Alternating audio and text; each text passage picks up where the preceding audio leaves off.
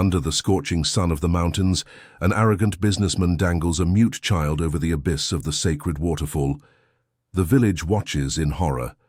What no one knows, between the powerful man and the blind elderly healer, exists an ancestral secret that has linked their families for decades.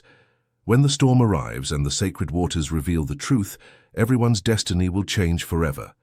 Some debts can only be paid with humility. If you are one of those people who believes in miracles and loves stories that touch the heart, subscribe to our channel now so you don't miss any moving narratives like this one. The wind cut like a razor on Lily's face when she opened her eyes that fateful morning. Tied and suspended over White Rock Cliff, the 10-year-old girl swung dangerously 160 feet high. The rough ropes bit into her thin wrists, and the salty taste of the sea spray mixed with her silent tears. Below, the furious waves of the Atlantic crashed against the sharp rocks, creating a terrifying symphony that echoed throughout the cliff. Lily couldn't scream. She never could. She was born without the ability to speak, but her brown eyes conveyed a terror that any word would be unable to express. At the top of the cliff, watching with a cruel smile, stood Robert Blackwood. The most powerful man in the town of White Rock adjusted his Italian silk tie while overseeing his macabre work. His impeccably combed grey hair contrasted with the brutality of his actions. "Look at that, Miller," he said to his henchman, a burly man with a scar on his face. "The little mute mermaid has finally found her place, suspended between the sky and the sea like a bird without wings." Miller laughed nervously, but his eyes betrayed discomfort. Even for someone accustomed to his boss's cruelty, this seemed excessive. Lily closed her eyes and did what her grandmother Eleanor had always taught her. She prayed. In her mind, words flowed like a rushing river. "Lord, if it is your will, send your angels. Protect my family, give me strength." It was then that the first sign occurred. A seagull landed on her shoulder, gently pecking at the ropes. Soon another joined, and then another. Within minutes, dozens of seabirds began circling the girl, as if forming a protective shield. Robert frowned. This was not part of his plan. In the small fishing house by the sea, John Fisher woke with a feeling of dread in his chest. His daughter Lily was not in her bed. The humble fisherman ran through the house, calling her through the signs they had developed over the years. Rhythmic knocks on the walls, specific whistles. Nothing. "Eleanor!" he shouted to his mother, who was already up making coffee. "Lily is gone!" The old healer put down the kettle, her eyes clouded by cataracts widening. She touched the rosary around her neck and murmured, "Blackwood, I felt the evil in the air this morning. The angels warned me." John wasted no time. He grabbed his old cell phone and called all the fishermen in the harbor. In minutes, the news spread like wildfire. Lily, the bird girl, had disappeared. On the cliff, Robert Blackwood checked his gold watch. The deadline he had given the Fishers was running out. Either they signed the land sale papers or— "Boss," Miller pointed to the horizon, "people are coming." A small crowd approached. Fishermen, their wives, children, elders, the entire community of Fisher's Cove marched towards the cliff. Robert clenched his fists. These wretches dared to defy him. Among the crowd, a young woman with glasses and a backpack stood out. Dr. Helen Baker, a marine biologist from New York City, had arrived in town only a week earlier to study migratory birds. Her professional camera hanging around her neck captured every detail of the surreal scene. "My God," she whispered upon seeing Lily suspended. This is inhuman." She raised her telephoto lens and began photographing frantically. The images showed not only the girl in danger, but also Robert Blackwood and his henchmen at the top of the cliff, clearly responsible for the situation. John Fisher arrived running, his face contorted with despair at seeing his daughter. He fell to his knees on the sand. "Lily, my daughter!" Robert partially descended the cliff path, maintaining an elevated position. "Fisher!" his voice echoed over the wind. "There's still time. Sign the papers and your daughter comes down unharmed." "Never!" John stood up, his fists clenched. "That land is my grandparents' inheritance. You've already taken everything from this town, but you won't have our home." The businessman laughed, a cold sound that made several onlookers flinch. "Then let her hang there until you change your mind. I have all the time in the world." It was then that Eleanor stepped forward. The old healer, respected by everyone in the community, raised her rosary to the sky. "Robert Blackwood," her voice, though weak with age, carried an ancestral authority, "the Lord is watching. Your crimes will not go unpunished." And then she began to pray, an Our Father that was soon joined by the entire crowd, their voices united in a current of faith that seemed to make the air itself vibrate. Lily, suspended over the abyss, felt an inexplicable peace wash over her. The birds around her chirped in sync with the prayers, creating a celestial melody. She closed her eyes and, in her mind, joined the chorus of prayers. Helen Baker couldn't believe what her scientific eyes were seeing. The birds were not only protecting the girl, they seemed to be communicating with her. Lily subtly moved her head, and the birds responded, rearranging their formation. "This is impossible," the biologist murmured, adjusting her camera's focus. "But it's happening." At the top of the cliff, Robert Blackwood began to feel the weight of the accusing stares. His perfect plan was turning into a public spectacle. He hadn't counted on the community's unity, nor on the presence of a scientist with a professional camera. "Miller," he called his henchman, "go into town and bring Sheriff Evans. Tell him there's an illegal gathering disturbing the peace." But Miller hesitated. Something in those prayers, in that display of faith, touched even his hardened heart. "Boss, the girl is just a child. Maybe we should— Are you questioning my orders?" Robert glared at him furiously. Miller lowered his head and left, but his steps were slow, reluctant. Meanwhile, John Fisher was approaching the base of the cliff. He knew those rocks like the back of his hand.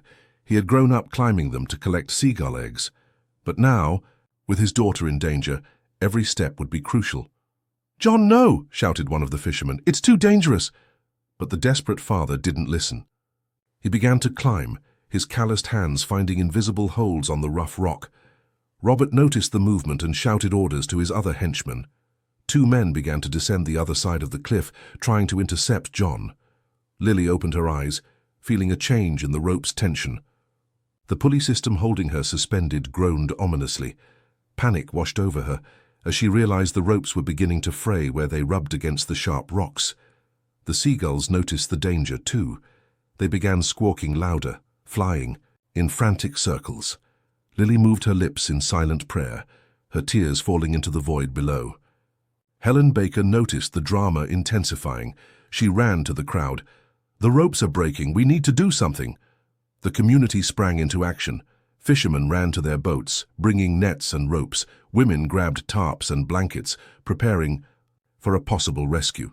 Children were moved away from the danger area. Eleanor, however, remained motionless, her eyes closed in deep concentration. Her lips moved in ancient prayers, invoking divine protection for her granddaughter. Mid-climb, John slipped. For a terrible moment he hung by one hand, his legs dangling in the void. The crowd held its breath. It was then that something extraordinary happened. A current of warm air, completely out of place on that cold morning, blew from the sea. It pushed John back against the rock, allowing him to regain his footing. "Thank you, Lord," he whispered, resuming the climb. Robert Blackwood watched everything with growing irritation. His meticulous plan was crumbling. Worse, it began to rain, thick drops that made the rocks even more slippery. "Where's Miller with the police?" he growled at his remaining henchmen. But Miller wouldn't come. At that moment, he was kneeling in the small church of White Rock, asking for forgiveness for his sins. The prayers of the crowd had touched something deep in his long-dormant soul. The rain intensified, turning into a tropical storm.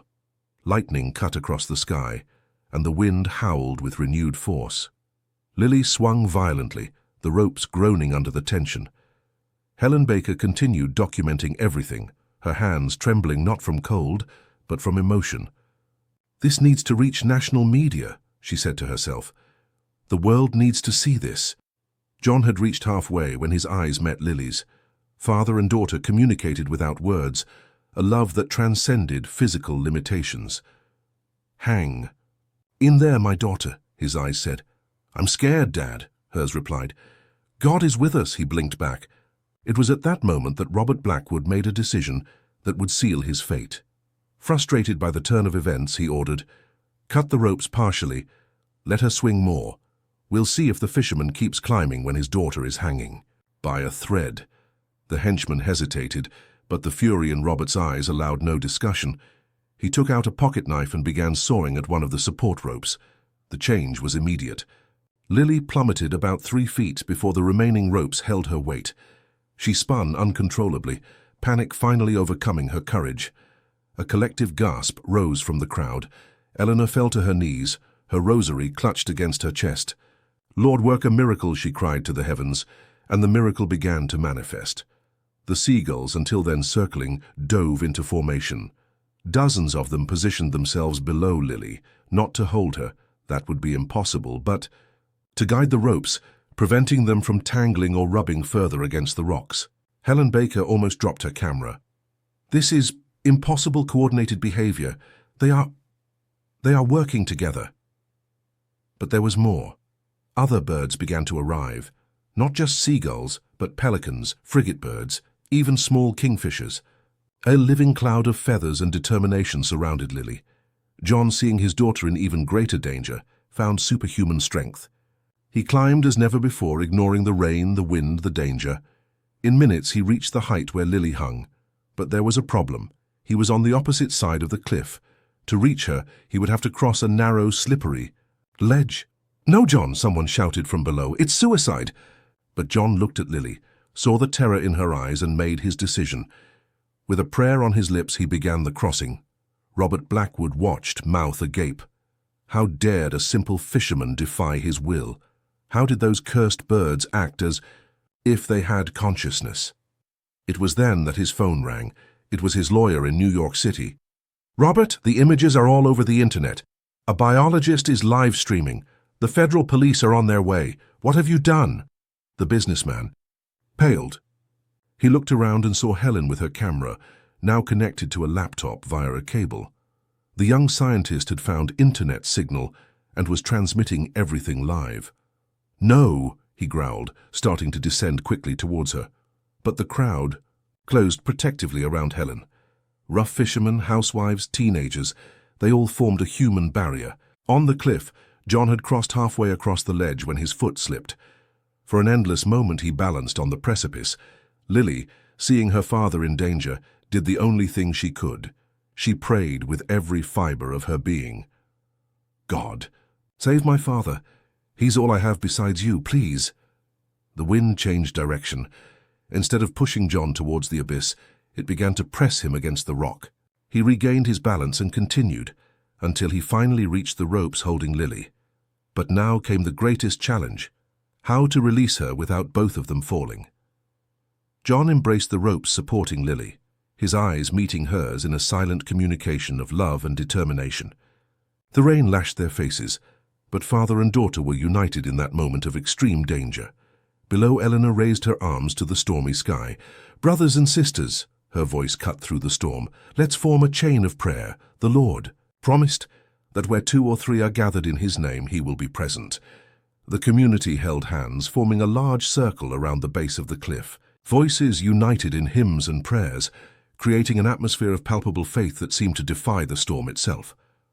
Robert Blackwood tried to push his way through the crowd, but it was like fighting a living wall. With every step, someone stood in his way, not with violence but with a passive determination that frustrated him even more. "Get out of the way," he yelled. "You're obstructing justice." "What justice?" retorted Mrs. Adams, the fishmonger. "The kind that hangs children from cliffs?" Helen Baker continued transmitting, narrating the events for an audience that was growing exponentially. Comments flooded the live stream. Support came from all corners of the country and even from abroad. "We are witnessing something extraordinary here in White Rock," she narrated. An entire community united in faith and courage, facing the power of greed and cruelty. On the cliff, John studied the ropes. He noticed that the pulley system used by Blackwood had a weak point, a safety latch that, if released correctly, could lower Lily slowly, instead of letting her fall. With careful gestures, he explained his plan to Lily. She nodded, trusting her father completely. The birds seemed to understand too. They reorganized, creating a kind of living net below the girl, ready to cushion any fall. Robert, realizing. He was losing control of the situation, shouted to his remaining henchmen, "Get up there and stop that idiot fisherman!" But the men hesitated. The community's display of faith, the father's courage, the inexplicable protection of the birds, all of this stirred something deep in their long, dormant consciences. "I said, get up there!" Robert roared. One of the henchmen, Charlie, a man who had grown up in White Rock before getting lost in crime, took a step back. "No, boss, this has gone too far. She's a child." Robert glared at him with murderous fury. "You're going to betray me too, Charlie, after everything I've done for you?" "You led me astray, that's what you did," Charlie replied, his voice gaining strength. "I was a fisherman like John. You promised me easy money, but you gave me only shame and nightmares." As the argument unfolded, John worked on the latch.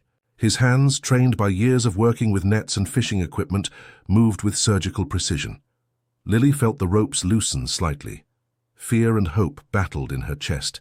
She kept her eyes fixed on her father, finding strength in his presence. Suddenly a lightning bolt streaked across the sky, illuminating the entire scene with supernatural clarity.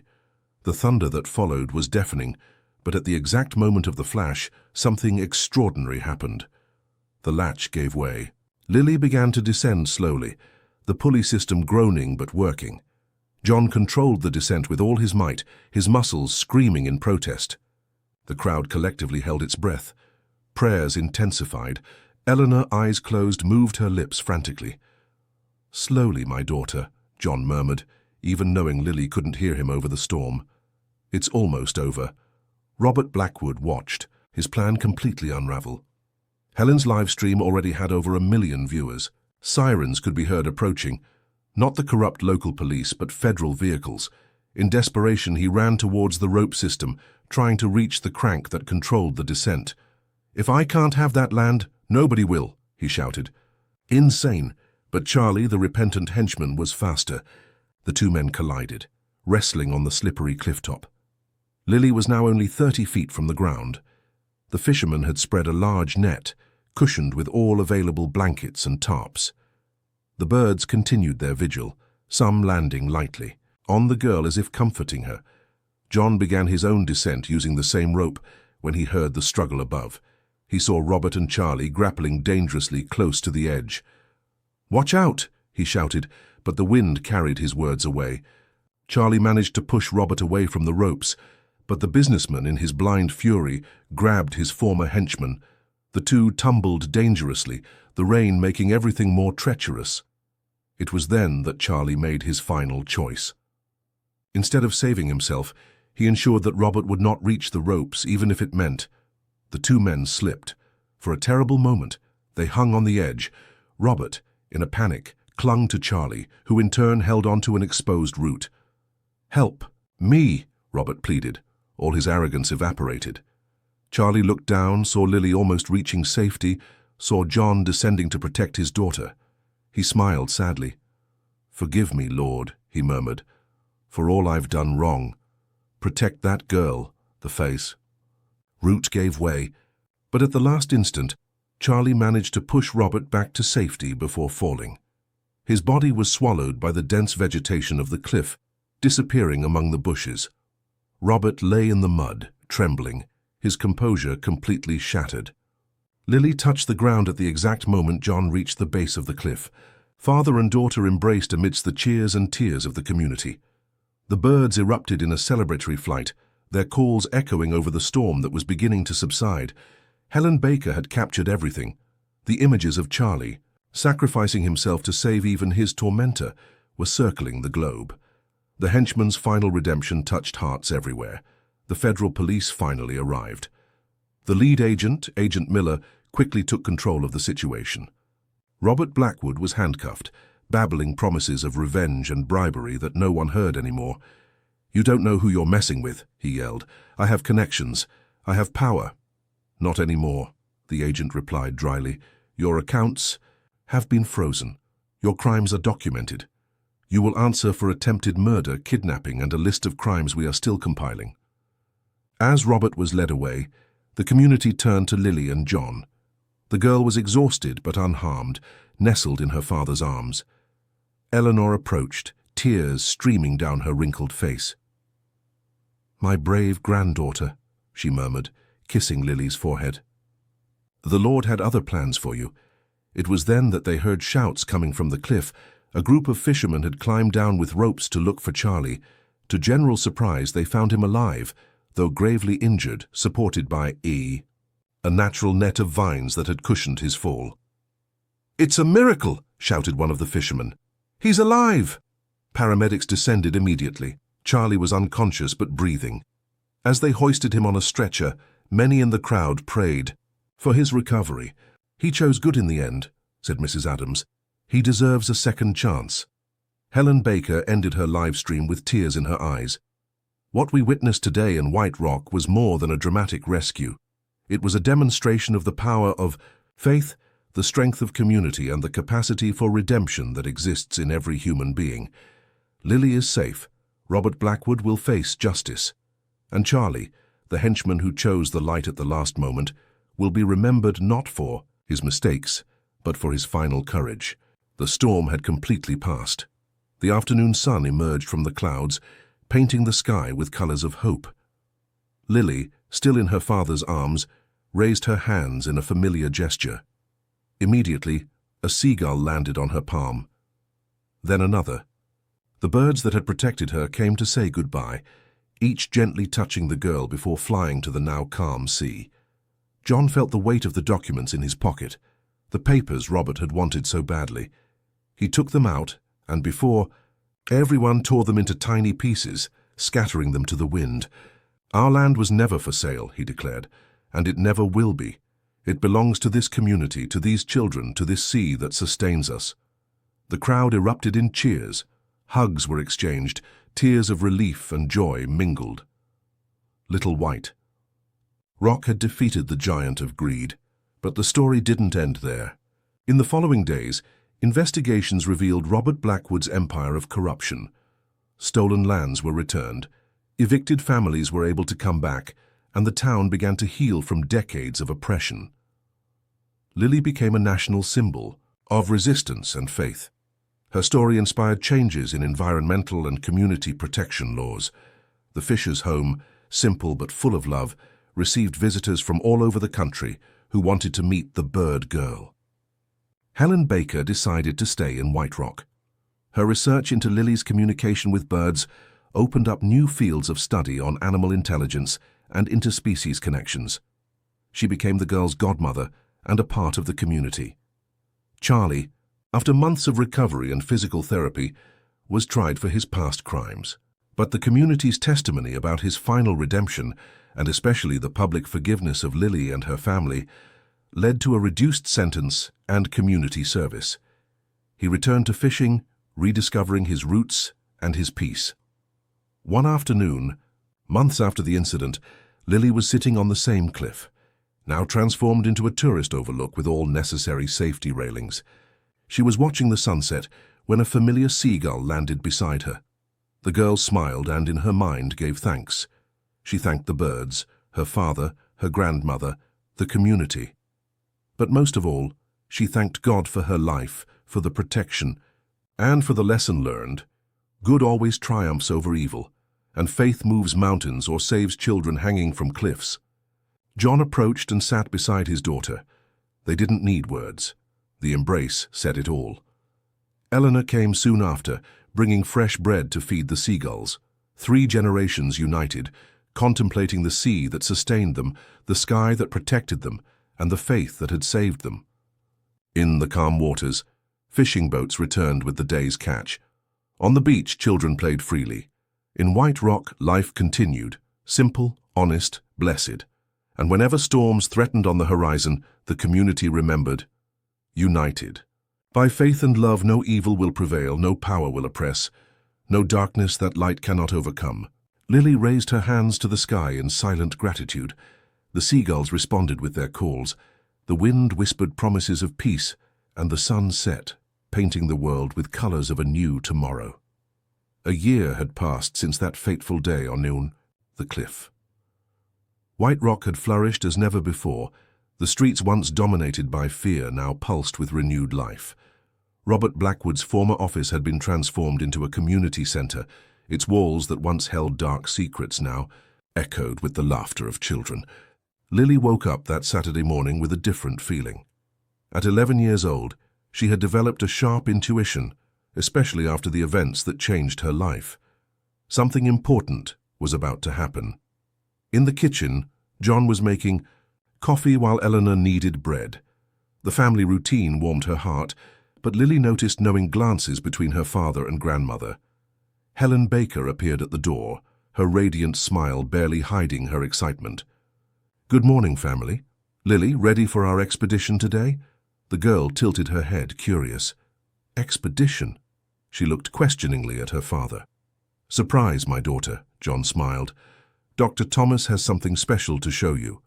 Dr. Thomas. Evans was the speech-language pathologist who had arrived in town 6 months earlier, brought by a government program inspired by Lily's story. He worked with children with communication difficulties, but Lily had been his most challenging and fascinating case. On the way to the clinic, Lily observed the changes in her town. Where there had once been abandoned lots, community gardens, now bloomed.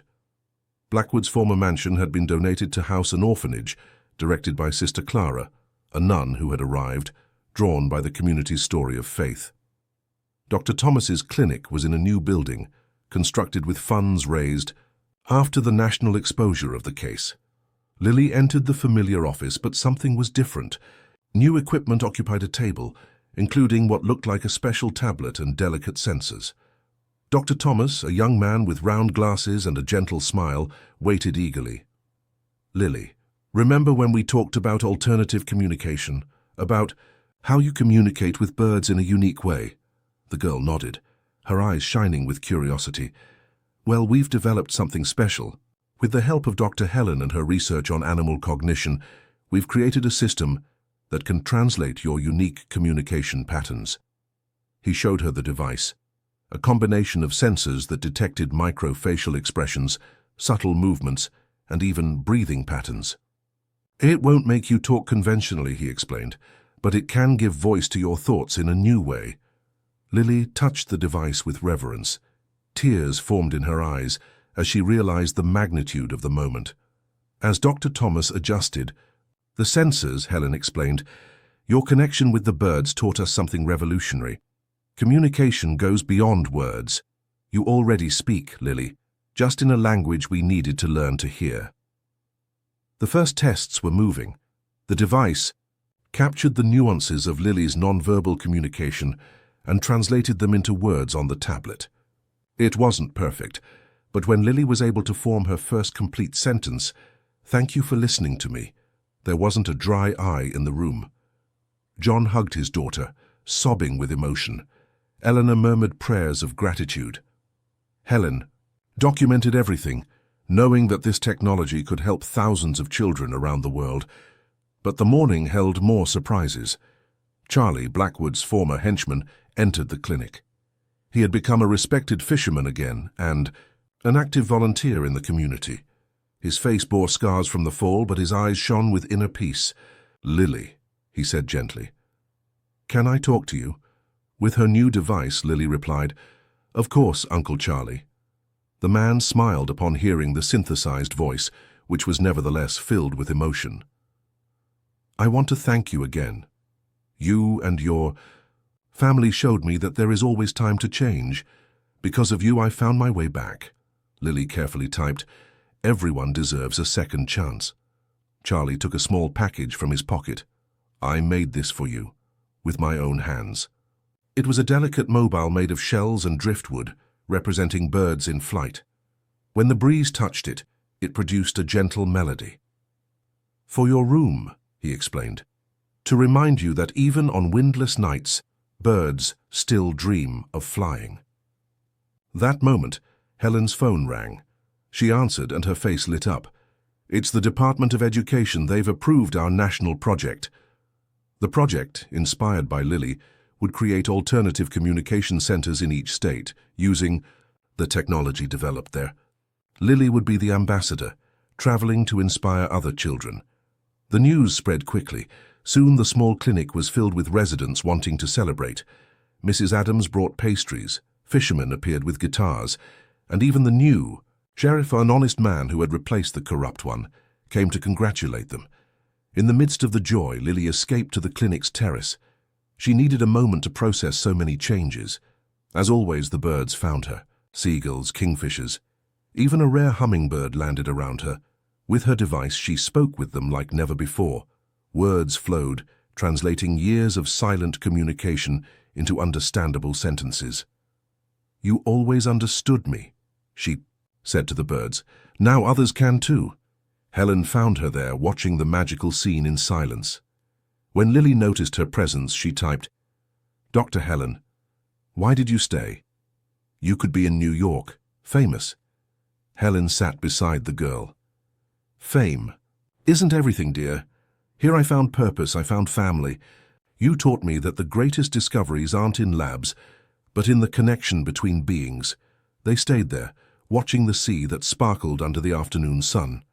The town was preparing for another celebration, this time celebrating not a dramatic rescue, but a future full of possibilities. At night, the central square was bustling with activity. A makeshift stage had been set up, and the community gathered to celebrate the year's achievements.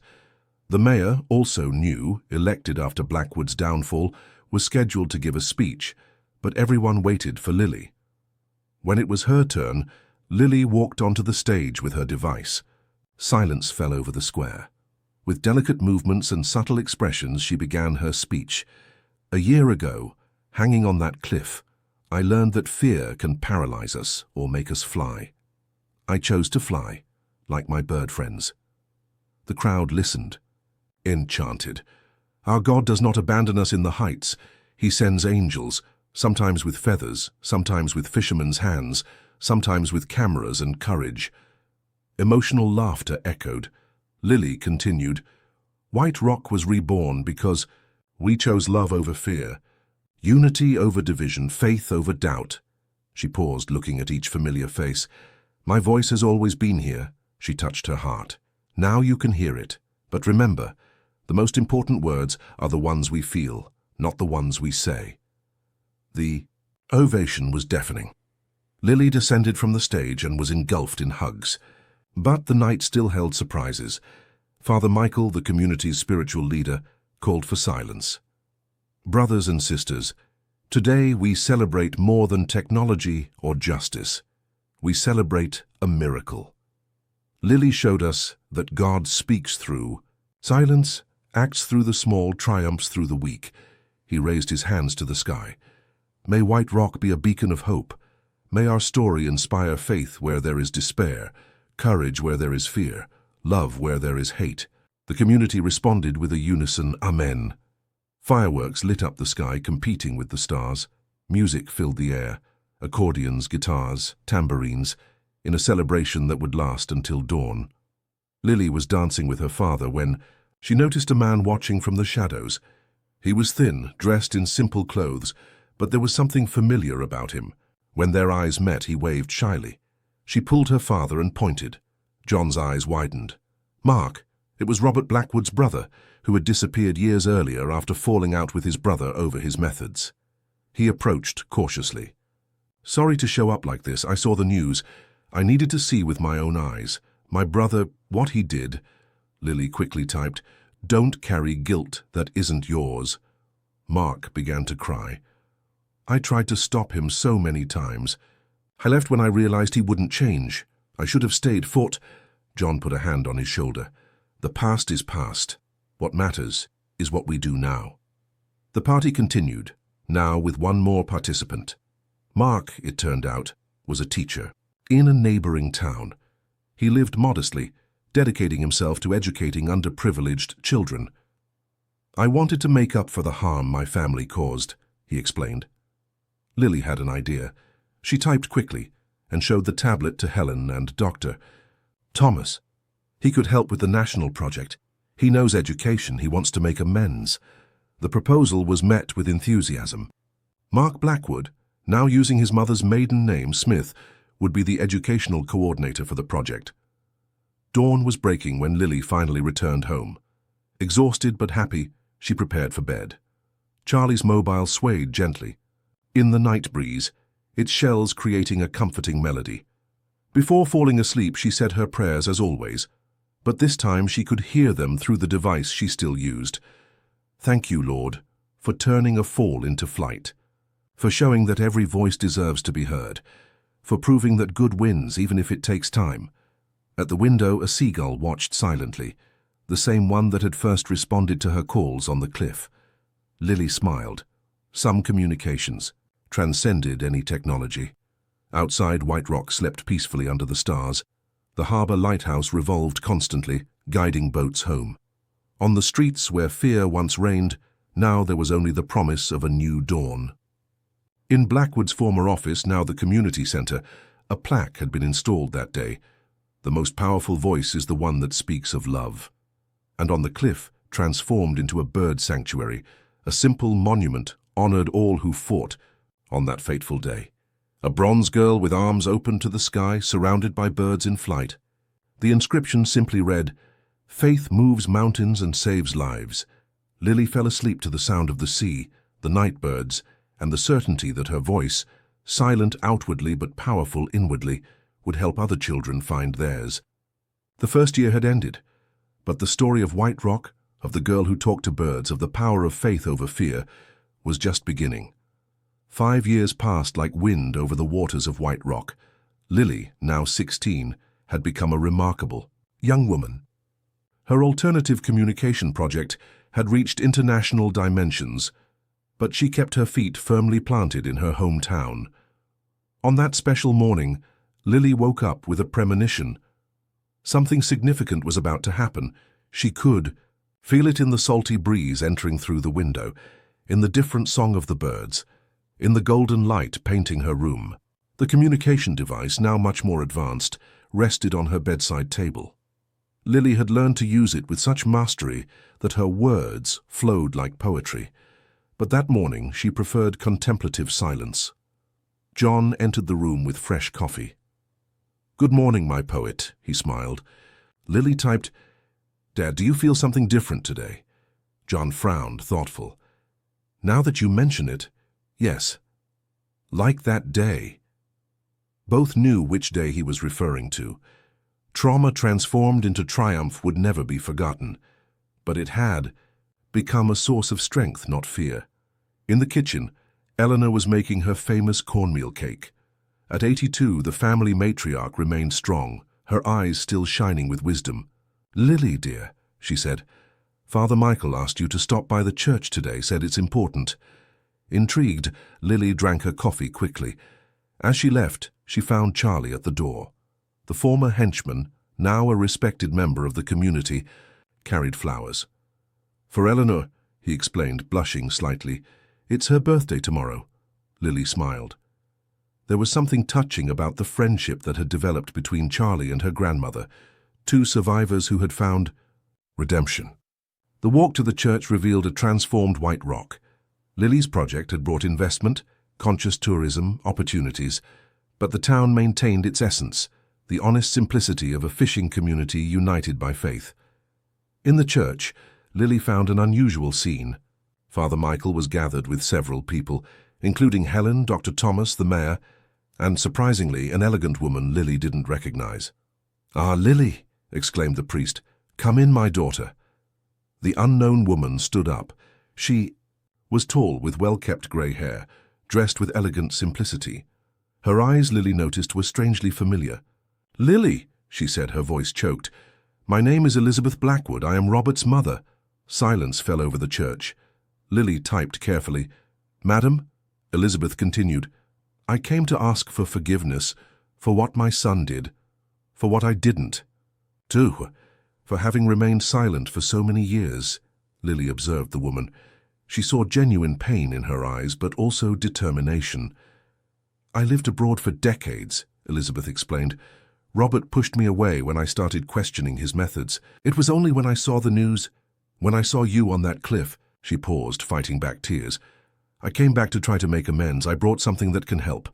Elizabeth handed a thick folder to Father Michael. "Documents. Proof of all of Robert's crimes. I kept them secretly for years, waiting for the right moment. Names, dates, amounts, everything. The mayor examined the papers, his eyes widening. "This is extraordinary. With this we can restore complete justice, return everything that was stolen." Lily typed, "Why now?" Elizabeth looked directly at her.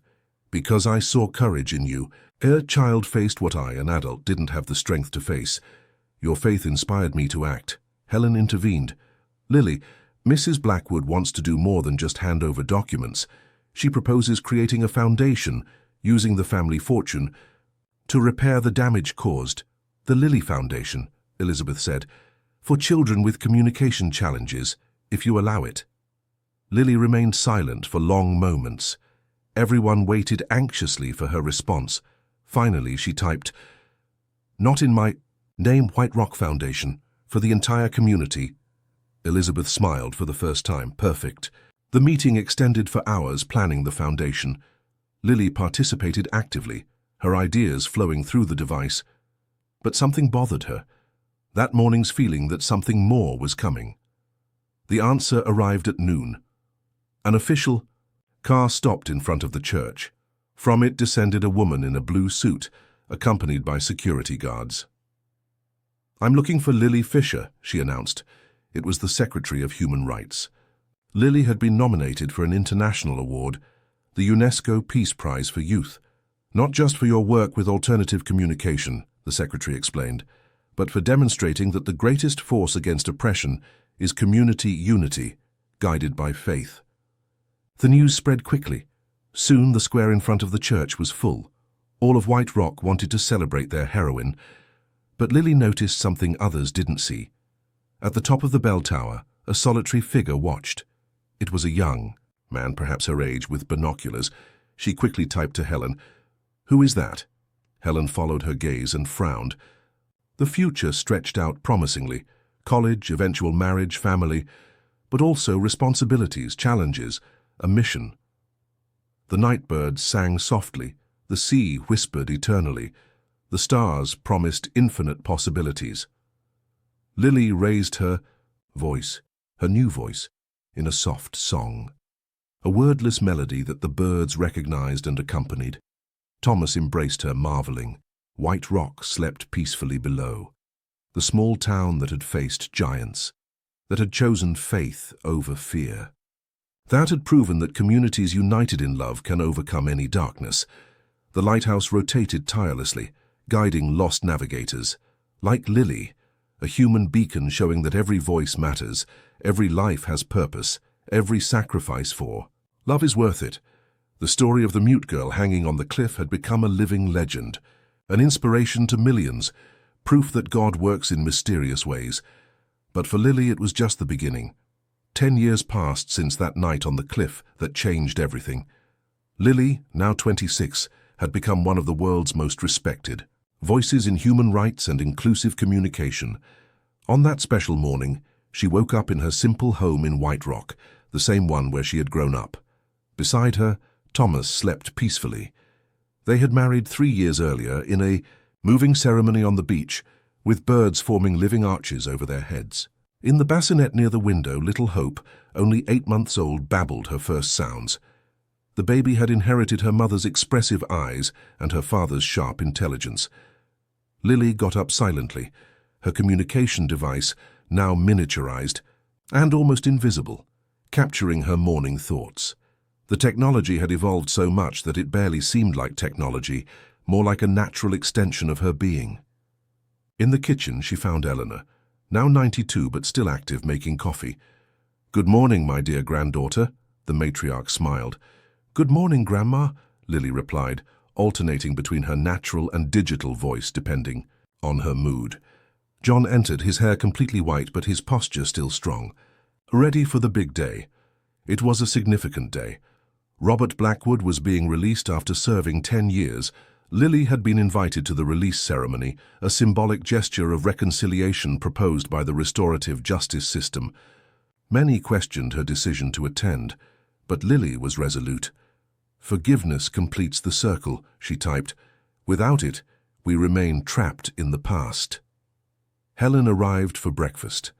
At 50, she had permanently settled in White Rock, directing the Lily Fisher International Institute for Communication Research. "The TV crews are already setting up," she informed. "The whole world wants to see this moment." Charlie also appeared, now director of the Community Center. Beside him, Elizabeth Blackwood Smith. They had married 2 years earlier, definitively sealing the transformation of their lives. "Lily," Elizabeth said carefully, "Robert has changed a lot. The letters he writes me. But I'll understand." "If you've changed your mind," Lily shook her head. "I'm going, it's important." The trip to the federal prison was silent. Lily, Thomas, her parents, and the official delegation traveled roads that told stories of a decade of transformation. In the car, Hope slept on Lily's lap. The baby occasionally made soft sounds that Lily recognized, the same unique frequency she herself had used before finding her voice. The gift had passed on. At the prison, the austere environment contrasted with the nature of the meeting. Robert Blackwood waited in a special room. 10 years had visibly transformed him. White, hair-stooped posture, but most importantly his eyes. Where there had once been arrogance, now there was something different. When Lily entered, he stood up respectfully. Tears were already welling up before words were exchanged.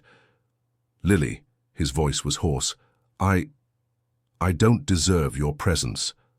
Lily typed calmly, "Everyone deserves a chance at redemption. I spent 10 years reliving that day, seeing your terror, your courage. How could I?" "You were a different man," Lily replied. "Who are you now?" Robert showed his calloused hands. "I learned carpentry. I make toys for underprivileged children. I try to make amends." He took a small wooden bird from his pocket, perfectly carved. "For your daughter, if you allow it." Lily took the object, examining the delicate work. It was a seagull in full flight, a symbol of freedom. "Hope will love it," she typed, then spoke in her natural voice. "Thank you." Robert trembled upon hearing her voice. "You speak. My God, how much I stole from the world by keeping you silent."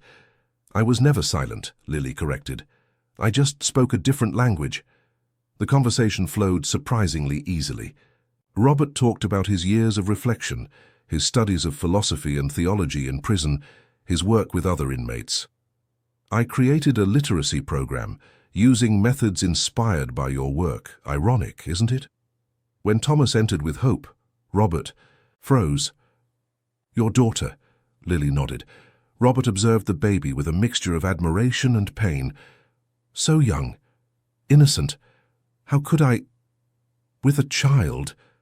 Hope, surprisingly, reached out her little arms to him. Lily, after a moment of hesitation, allowed Robert to hold her.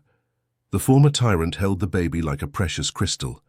Hope gurgled happily, making small sounds that formed patterns, the same unique communication Lily had mastered. "She has your gift," Robert murmured, marveling. "Every child has a unique gift," Lily replied. "We just need to learn to listen, is tout?" Official ceremony was brief. Robert was granted parole with restrictions. He would have to perform community service, continue therapy, and stay away from White Rock unless invited. Outside, journalists waited. Lily gave a prepared statement. "Today we witness the power of forgiveness, not forgetting. We will never forget the lessons learned, but forgiveness that frees both sides. Robert Blackwood has a long road ahead. May he find peace in serving others." The drive back to White Rock was different. Something had been completed. A cycle closed. That night, the town celebrated another milestone. The inauguration of the White Rock Community University, the first higher education institution focused on inclusive communication. Lily spoke to thousands, both in person and online. 10 years ago, hanging on that cliff, I learned that the most powerful voice is the voice of love, that a community united in faith can overcome any darkness. Today we inaugurate not just a university, but a beacon of hope. The party lasted into the night. Music, dancing, and joy overflowed in the streets. Lily circulated, greeting everyone. Fishermen, teachers, scientists, international visitors. At the height of the celebration, something magical happened. The birds of White Rock, seagulls, pelicans, frigate birds, began to fly over the party in elaborate formations. There was no danger this time. It was a dance of pure joy. Lily went up to the stage. She raised her arms. The birds responded, creating living spirals in the night sky. The crowd watched amazed, but then Lily did something new. She began to sing. Not words, but pure tones that harmonized with the birds' calls. Her voice, finally free, created a melody that touched souls. One by one, people in the crowd began to join in, each in their own tone, their own rhythm. Rough fishermen, shy children, skeptical academics, all united in a chorus impossible to describe. Thomas, on stage with Lily, added complex harmonies. Hope in his arms babbled happily. 3 generations united in music beyond words. The phenomenon lasted for minutes that seemed like an eternity. When it finally ceased, a reverent silence fell before an explosion of applause and tears. Helen, a scientist to the core, wiped her misty glasses. "There's no scientific explanation. Just a miracle." Father Michael, watching from the church, murmured, "Where 2 or 3 are gathered." At dawn, as the town finally slept, Lily went up to the old cliff, alone this time, needing to process the night's emotions. The bird sanctuary was silent, except for the eternal sea. Lily sat on the safe edge, her legs dangling over the void she no longer feared. Memories flowed, terror transformed into purpose, silence bloomed into symphony, hatred conquered by forgiveness. A seagull landed beside her, an old acquaintance, the first one who had responded so many years ago. "Thank you, my friend," Lily whispered, "for teaching me to fly." The sun rose gloriously over White Rock. The town awoke to a new day, a new era, the university functioning, the foundation expanding, the institute researching, lives being transformed. Robert Blackwood, in a distant city, woke up to his first day of real freedom. In his hands, the plan for a community center he would build. Name chosen, Lily's Place, where every voice matters. Charlie and Elizabeth prepared breakfast, an unlikely but genuine family. Eleanor taught Hope her first words, a unique mix of sounds only grandmother and granddaughter understood. John mended nets in the harbor, surrounded by young fishermen learning their trade and life lessons. Helen analyzed data from the previous night, seeking a scientific understanding of the inexplicable. And Lily? She descended from the cliff, renewed. She found Thomas waiting on the path, hope in his arms. "Ready for the future?" he asked. Lily smiled, kissed both of them, and typed playfully, "Always. But first, breakfast. Flying makes you hungry." They walked home together. Family, community, purpose, faith. In the sky, birds danced morning greetings. In the sea, fishermen cast hopeful nets. In White Rock, a new day began like all the others, full of infinite possibilities.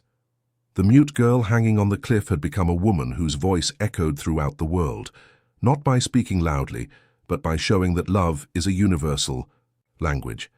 And somewhere someone was watching a documentary about Lily, a silent child, a hopeless adult, a lost soul. They saw their struggles reflected. They heard a clear message. Your voice matters. Your life has purpose. It's never too late to fly. White Rock, the small coastal town that defied the powerful and won, continued as a beacon. Not by being perfect, but by choosing love over fear, unity over division, faith over doubt. And so, where a story began with terror and cruelty, it ended with hope.